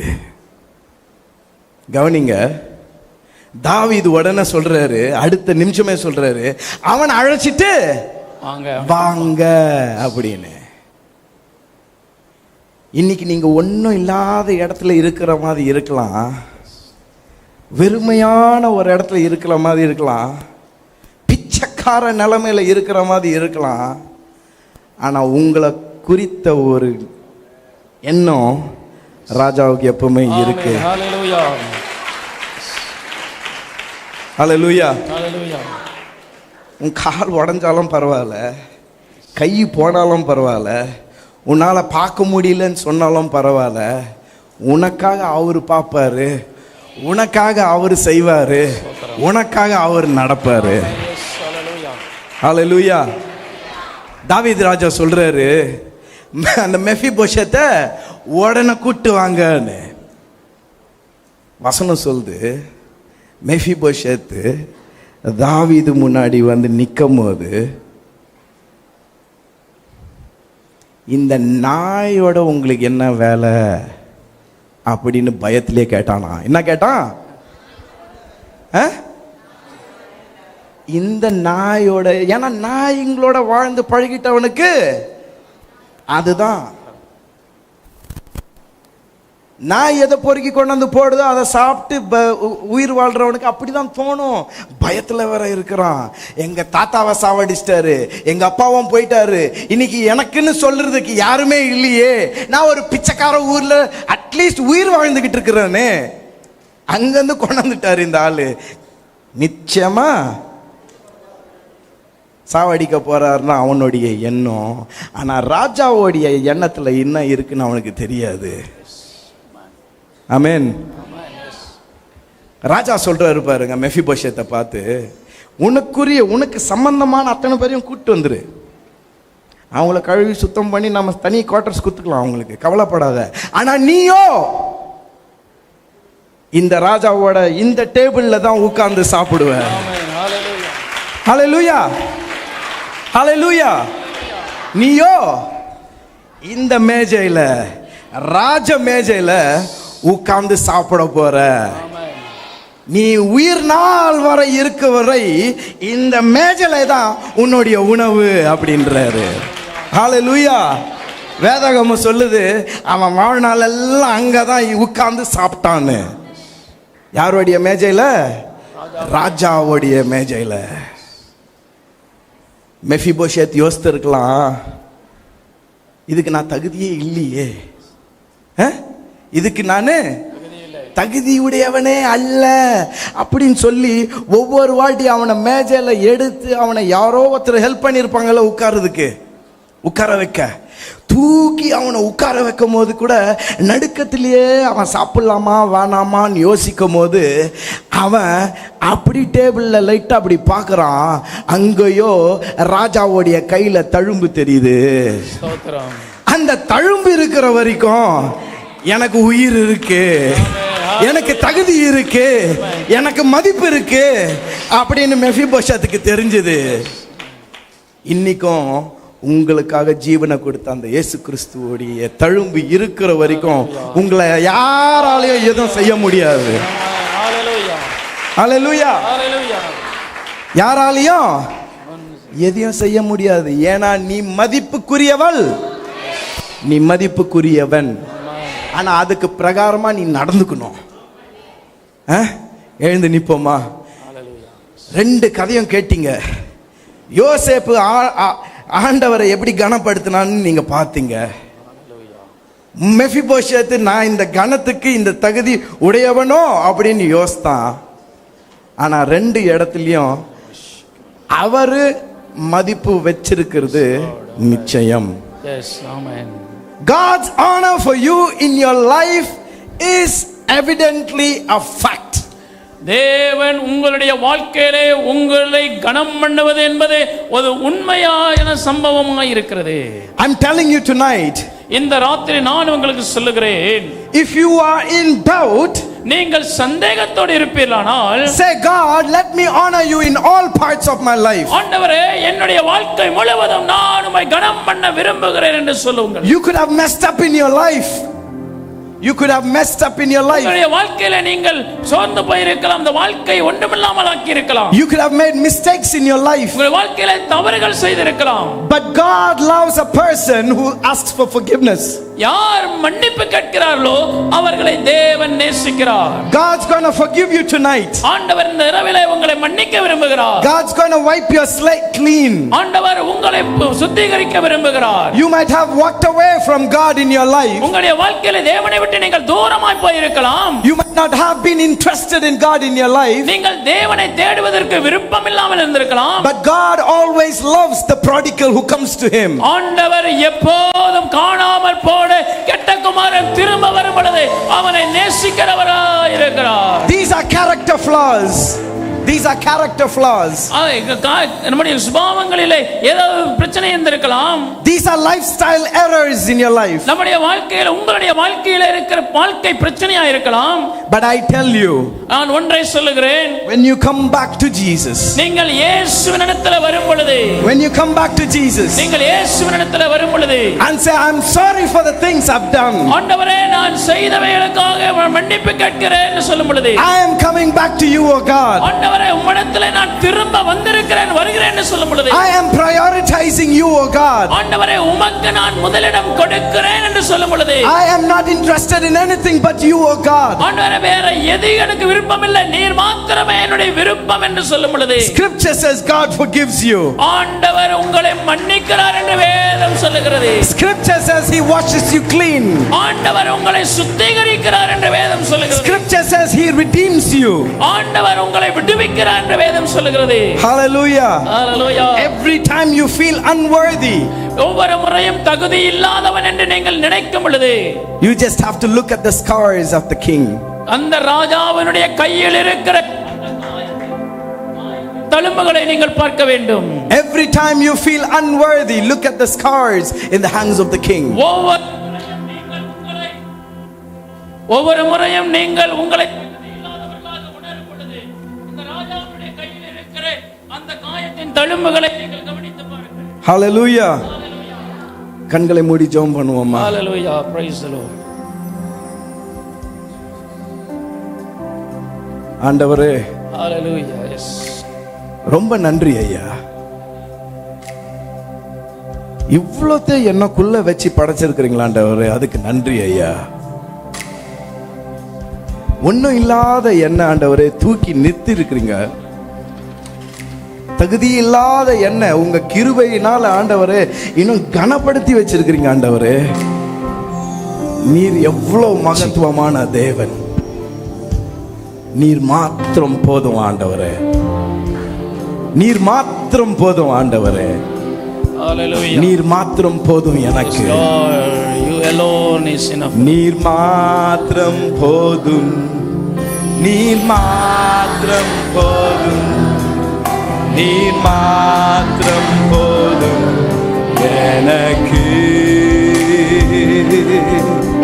நீர் மாத்திரம் போதும், நீர் மாத்திரம் போதும், நீர் மாத்திரம் போதும் எனக்கு. நீர் மாத்திரம் போதும், நீர் மாத்திரம் போதும், நீர் மாத்திரம் போதும் எனக்கு. நீர் மாத்திரம் போதும், நீர் மாத்திரம் போதும், நீர் மாத்திரம் போதும் எனக்கு. உலகம் என் பின்னே, சிலுவையின் முன்னே, உலகமின் பின்னே, சிலுவையின் முன்னே, உலகமின் பின்னே, சிலுவையின் முன்னே, பின்னோக்கி நான், பின்னோக்கி நான், பின்னோக்கி நான், பின்னோக்கி நான், பின்னோக்கி நான். நீர் மாத்திரம் போதும், நீர் மாத்திரம் போதும், நீர் மாத்திரம் போதும் எனக்கு.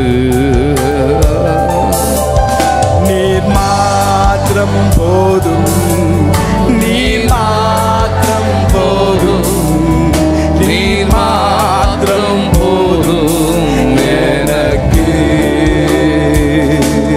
நீங்க ஒண்டி பாடுங்க. நீர் மாத்திரம் போதும், நீர் மாத்திரம் போதும், நீர் மாத்திரம் போதும் எனக்கு. உள்ளத்தின் ஆழத்திலிருந்து பாடுங்க. நீர் மாத்திரம். உங்களை கனப்படுத்தினவரை நோக்கி பாடுங்க. மாத்திரம் போதும், உங்களை உயர்த்தினவரை நோக்கி பாடுங்க.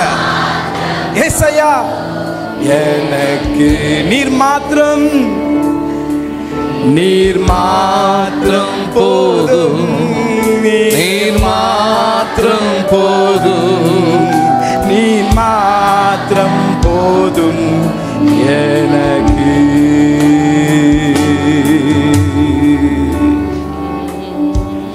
ஆண்டவரே, எங்களுக்கு வேற எதுவும் தேவையில்லப்பா.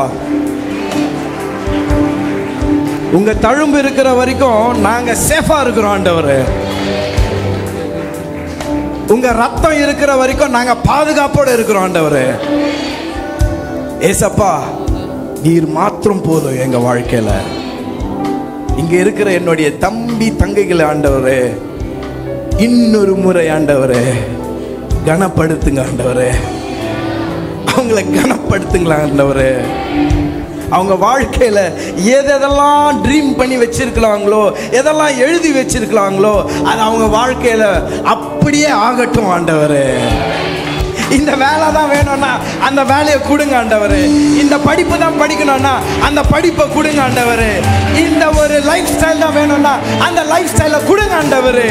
ஏன்னா அவர்களுக்கு இந்த வாழ்க்கைக்கு தேவையான அத்தனையும் அவர்களுக்குள்ளேயே நீங்க கொடுத்துட்டீங்க ஆண்டவரே, படைச்சிட்டீங்க ஆண்டவரே. அதனால நீங்க கட்டாயமா செய்வீங்க ஆண்டவரே. இந்த ராத்திரி வேளையிலையும் எங்களை கனப்படுத்தி வச்சிருக்கிறீங்களே, அதற்காக நன்றி ஆண்டவரே. ஏசப்பா, நாங்க இந்த இடத்துல இருந்து போகும்போது கட்டாயமா எங்களோட இருங்க ஆண்டவரே. நாங்க எந்த பக்கமும் விழுந்துடாம எங்களுடைய கரத்தை பிடிச்சுக்கோங்க ஆண்டவரே. தடுக்கி விழுந்தாலும் தேய்ச்சி விட்டு நீங்களே தூக்கி விடுங்க ஆண்டவரே. அடிபட்டாலும் ஆண்டவரே, நீங்க தான் எங்களுக்கு மருந்து, வேற யார் எங்களுக்கு தேவை ஆண்டவரே. இன்னைக்கு பொருத்தனை செஞ்ச ஒவ்வொருத்தரையும் ஆண்டவரே நீங்க மூடி மறைத்து கொள்ளும். எல்லா பொல்லாப்பில் இருந்தும் ஆண்டவரே, எல்லா டிஸ்டர்பன்ஸ்ல இருந்தும் ஆண்டவரே, எல்லா வலிகளிலிருந்தும் ஆண்டவரே, அவங்கள அப்படியே உங்களுடைய கரத்துல வச்சு மூடி மறைத்து கொள்ளும். எங்களுக்கு இன்னொரு முறை ஒரு தருணம் நீங்க கொடுத்தீங்கன்னா அவர்கள் வாழ்க்கையில நடந்த சாட்சிய நாங்க கேட்டு உங்களை துதிக்க போறோம் ஆண்டவரே. ஏன்னா அவ்வளவு மகத்துவமான தேவன் நீங்க, அவ்வளவு மாட்சிமை பொருந்திய தேவன் நீங்க. இந்த ராத்திரி வேளையிலும் பேசினதற்காக நன்றி. பேசினது அப்படியே எங்க வாழ்க்கையில கிரியை செய்யட்டும். இயேசு கிறிஸ்துவின் ஈடு இணையற்ற நாமத்தில் ஜெபித்து உங்களை மன்றாடி கேட்டுக்கொள்கிறோம் நல்ல பிதாவே. ஆமென், ஆமென். God bless you. சோதரம் நல்ல உற்சாகமாய் கரங்களை தட்டி அண்ணனுக்கு நன்றி தெரிவிப்போம். நல்ல நல்ல பலமாய் நல்ல கரங்களை தட்டி இயேசுவின் நாமத்தினால் ஜீசஸ். அப்படியே சீக்கிரம் கொஞ்சம் அமர்ந்து கொள்ளுங்க. யாரும் வெளியே போயிட வேணாம், கொஞ்சம் அமர்ந்து கொள்ளுங்க, உட்கார்ந்து கொள்ளுங்க. ஒரு முக்கியமான அறிவிப்பு தருகிறேன். பாஸ்டர்ஸுடைய பிள்ளைகள் தயவு செய்து நீங்கள் எழுந்து நிற்கும்படி நாங்கள் உங்களை அன்போடு கேட்கிறோம். பாஸ்டர்ஸுடைய பிள்ளைகள், பசங்க பெண்கள் யாரெல்லாம் டக்குன்னு எந்திரிங்க. பாஸ்டர்ஸுடைய பிள்ளை எந்திரிங்க வேமா. சின்ன பிள்ளையாக இருக்கட்டும், மேரேஜ் ஆகி டீனேஜ் வயசாக இருந்தாலும் கொஞ்சம் எந்திரிங்க, தயவு செய்து எந்திரிங்க. அப்படியே கொஞ்சம் முன்னாடி வாங்க. எல்லாரும் நீங்கள் முன்னாடி வந்துடுங்க, கொஞ்சம் முன்னாடி வாங்க. பாஸ்டர்ஸுடைய பிள்ளைய வாங்க, முன்னாடி வாங்க. அங்கிட்டு நீங்கள் பெண்கள் அங்கிட்டு நில்லுங்க, பிள்ளை அங்கிட்டு இருங்க, அந்த சைடு வாங்க. சின்ன பையனாக இருந்தாலும் சரி, பாஸ்டருடைய பிள்ளைய தயவு செய்து நீங்கள் முன்னாடி வரும்படி நாங்கள் அன்புடன் கேட்க.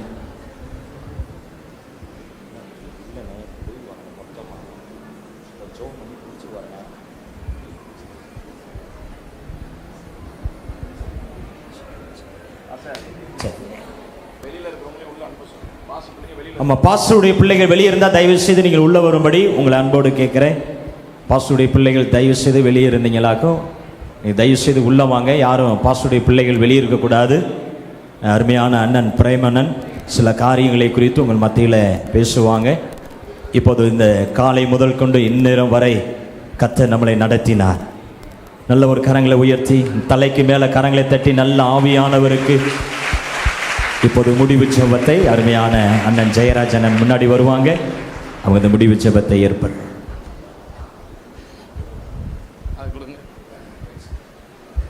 நாம் ஜெபிக்கலாம். எங்கள் பரலோக பிதாவே, நேற்றைக்கும் இன்றைக்கும் நீர் எங்களோடு கூட பேசி அசைபாடி கொண்டிருப்பதற்காய் ஸ்தோத்திரம். நாங்கள் கனத்துக்குரியவர்கள் ஆண்டவரே, மதிப்புக்குரியவர்கள் என்பதை நீர் ஞாபகப்படுத்தி கொண்டே இருக்கிறதற்காய் ஸ்தோத்திரம். ஆண்டவர் நம்முடைய சமூகத்தில் செலவிடுகிற ஒரு நிமிடமும் வீணாய் போகாது. ஆண்டவர் இந்த 2 நாட்கள் ஆண்டவர் எங்களை நடத்தி வந்த பாதைகளுக்காக ஸ்தோத்திரம். பயன்படுத்தின எல்லா ஊழியக்காரர்களுக்காக நன்றியோடு துதிக்கிறோம். நாளை தினத்துக்காக உமக்கு ஸ்தோத்திரம். அதற்கென்று எங்களை ஆயத்தப்படுத்துங்க. இந்த இரவில் உடைய பிள்ளைகள் நன்றாய் தூங்கி உடைய பிரசன்னத்தை உணர்ந்து ஆண்டவரே நாளை தினத்தில் ஆயத்தத்தோடு வரத்தக்கதாக உதவி செய்யுங்க. நீரை பொறுப்படுத்திக் கொள்ளும். இயேசுவின் மூலம் ஜெபம் கேளும் பிதாவே, ஆமென். நாம் சேர்ந்து சொல்லலாம். என் ஆத்துமாவே கர்த்தரை ஸ்தோத்திரி, முழு உள்ளமை பரிசுத்த நாமத்தை ஸ்தோத்திரி. என் ஆத்துமாவே கர்த்தரை ஸ்தோத்திரி, கர்த்தர் செய்த சகல உபகாரங்களை மறவாதே. ஆமென், ஆமென். இங்கே நிற்கிறவங்க அப்படியே இருக்கலாம். மற்ற தேவனுடைய பிள்ளைகள் நீங்கள் எழும்பி டின்னர் எடுத்துக்கொள்ளுங்க. சீக்கிரம் நீங்கள் பெட்டுக்கு போயிடுங்க. நாளைக்கு ரொம்ப ஏர்லியாக ஆரம்பிச்சிருவாங்க. 8:30க்கு நாம் இந்த ஹால்குள்ளே வரணும். ஆகவே தயவுசெய்து வெளியில் கூட்டத்தில் தேவனுடைய ஆசீர்வாதத்தை பற்றி நான் சாட்சி சொல்கிறவங்க நீங்கள் இந்த 2 நாட்களில் தேவனுடைய பிரசன்னத்தை உணர்ந்து ஆண்டவர் உங்களோடு பேசின விதங்களை நீங்கள் சாட்சி சொல்ல